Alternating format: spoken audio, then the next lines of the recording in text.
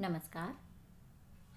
महाविद्यालय के हिंदी विभाग में आप सब छात्राओं का स्वागत है। आज हम सामान्य हिंदी विषय के पाठ्यक्रम के बारे में बात करेंगे। सामान्य हिंदी विषय का पाठ्यक्रम जो है वो इस वर्ष थोड़ा बदल गया है, इसलिए हम इसकी चर्चा करने जा रहे हैं। और यह पाठ्यक्रम जो पेपर इसका है वो 100 अंकों का है, अन्य विषयों की भांति ही, और इसमें भी 5 इकाइयाँ हैं। तो आज हम उन 5 इकाइयों के बारे में बात करने जा रहे हैं जो हमारे पाठ्यक्रम में दी गई हैं, और किस तरह से हमें इस पेपर को करना है ये भी हम बात करेंगे। सबसे पहले हम देख लेते हैं कि सामान्य हिंदी के पाठ्यक्रम में क्या दिया गया है। इकाई जो 1 है वो गद्य भाग है। इस गद्य भाग में कई विधाएं दी गई हैं, जैसा कि आप देख रहे हैं। लेख हैं, निबंध हैं, जीवनी, संस्मरण, डायरी, यात्रा संस्मरण, रिपोर्टाज, एकांकी, आत्मकथा, व्यंग्य, कहानी, सृजनात्मक गद्य जैसी विधाएं, डायरी जैसी विधाएं जो हैं वो इसमें दी गई हैं। तो ये गद्य का भाग है जिसमें से हमें व्याख्या और प्रश्न करने हैं। अब हम बात करते हैं आगे इकाई 2 की।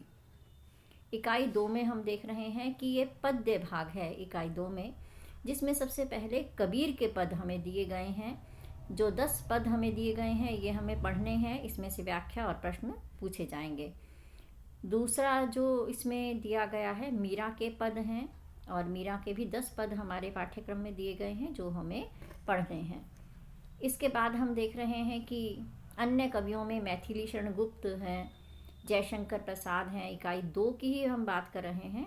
सूर्यकांत त्रिपाठी निराला, भवानी प्रसाद मिश्र, नागार्जुन, त्रिलोचन, केदारनाथ अग्रवाल, इन सब कवियों की कविताएं जो हैं पाठ्यक्रम में संकलित हैं। इकाई 2 में ही हम थोड़ी सी और बात करते हैं। इसी में ही शिव मंगल सिंह सुमन की कविताएं हैं। दुष्यंत कुमार और निर्मला पुत्तुल की कविताएं भी हमारे सिलेबस में इकाई 2 में दी गई हैं। अब हम बात करते हैं इकाई 3 की। इकाई 3 में हम देख रहे हैं कि संक्षेपण है, पल्लवन है, शब्द युगम, लोकोक्ति और मुहावरे हैं। इसके अलावा जो है शुद्धिकरण के लिए हमारे पास शब्द शुद्धि और वाक्य शुद्धि दी गई है, यानी कि हमें शब्द शुद्ध करने हैं और फिर वाक्य शुद्धि करनी है। ये हमारे सिलेबस में दिया गया है। इसके बाद हम बात कर रहे हैं इकाई 4 की।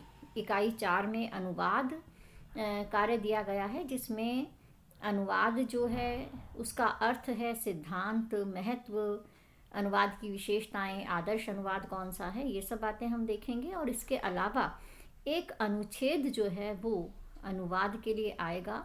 यह अनुच्छेद जो है राजस्थानी में और अंग्रेजी में होगा। दोनों में से किसी एक को चयनित करते हुए आपको उसका अनुवाद हिंदी भाषा में करना है। इसके बाद इकाई 4 के बाद हम देख रहे हैं इकाई 5 हमारे पाठ्यक्रम में दी गई है। इकाई 5 में हम देख रहे हैं कि इसमें निबंध है और पत्र प्रारूप हैं, यानी कि निबंध लिखने के लिए आएंगे।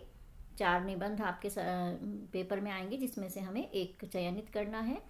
और उसके बाद जो है पत्र लेखन के लिए आएगा, जो लिखने के लिए 2 पत्र लिखने के लिए आएंगे, जिसमें से एक का हमें चयन करना है। तो इस तरह से ये बात हो गई हमारी पाठ्यक्रम के बारे में। अब हम पिछले वर्ष यानी कि सन 2020 में, क्योंकि परीक्षाएं सारी नहीं हुई हैं, सिर्फ स्वयं पाठी जो परीक्षार्थी थे उनकी परीक्षा हुई है, तो उन्हीं का प्रश्न पत्र जो है मैं आपको एक मॉडल पेपर के रूप में दिखा रही हूँ यहाँ पर, जिससे हमें पता चल जाएगा कि हमारा जो प्रश्न पत्र है वो किस रूप में आएगा।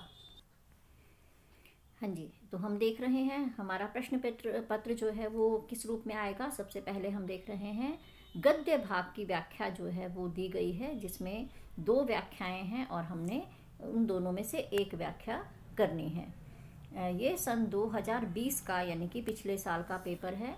उसके बाद फिर गद्य में 2 व्याख्याएं दी गई हैं, जिनमें से हमें एक का चयन करना है। इसके ठीक बाद हम देख रहे हैं कि प्रश्न दिए गए हैं। आप देखिए ये प्रश्न जो हैं वो गद्य भाग में से ही हैं।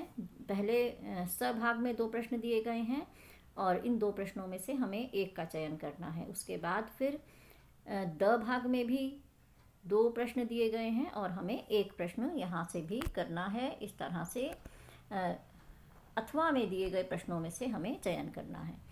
अब आगे हम देखते हैं कि व्याख्या के लिए जो है वो पद्य भाग दिया गया है।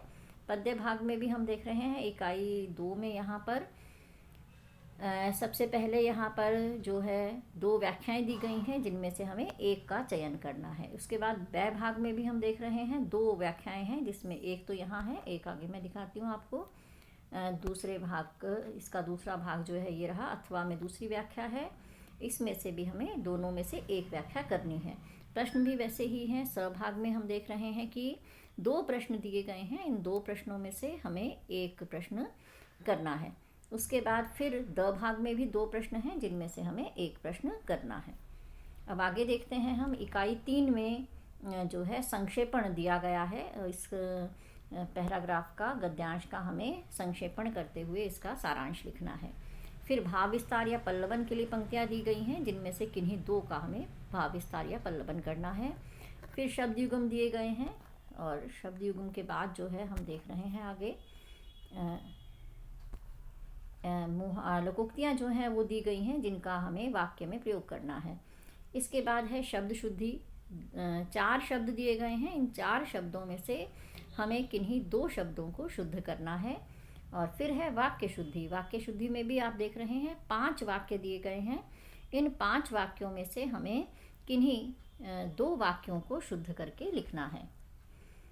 ये तो हुई वाक्य शुद्धि और शब्द शुद्धि की बात। इसके बाद देखिए इकाई जो 4 है उसमें हमने देखा था अनुवाद के संबंध में प्रश्न होंगे।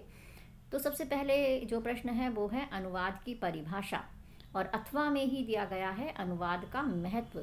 तो इन दोनों प्रश्नों में से ही हमें एक प्रश्न करना है। फिर ब भाग में हम देखते हैं अनुवाद के प्रकार हैं, अथवा एक जो अनुवाद का ही प्रकार है शब्दानुवाद, उस पर हमें टिप्पणी लिखनी है। इसके बाद अगला प्रश्न जो हमें दिया गया है वो है अनुच्छेद। अंग्रेजी का अनुच्छेद दिया गया है। इस अनुच्छेद की आपको अनुदित करना है इसे हिंदी भाषा में। आप चाहें तो ये अंग्रेजी से हिंदी में अनुवाद कर सकते हैं। अगर आप अंग्रेजी से नहीं करना चाहते हैं तो हमारे पास विकल्प है, और विकल्प है कि हम राजस्थानी भाषा का जो ये गद्यांश हमें दिया गया है, इस राजस्थानी भाषा के गद्यांश का भी हम हिंदी में अनुवाद कर सकते हैं। इसके बाद देखिए ये 5वीं इकाई है। 5वीं इकाई में जो पहला प्रश्न है अ भाग में, उसमें कुल 5 निबंध दिए गए हैं। हमें किसी एक निबंध पर एक विषय पर निबंध लिखना है। ब भाग में 2 पत्र दिए गए हैं लिखने के लिए। हमें किसी एक विषय पर ये पत्र लिखना है, एक विषय का चयन करते हुए। तो इस तरह से ये प्रश्न जो है प्रश्न पत्र जो है बहुत विकल्पों के साथ है, तो हम बहुत आसानी से जो है इस प्रश्न पत्र को हल कर सकते हैं। इसी पाठ्यक्रम के अनुसार हम आगे पढ़ेंगे। नमस्कार।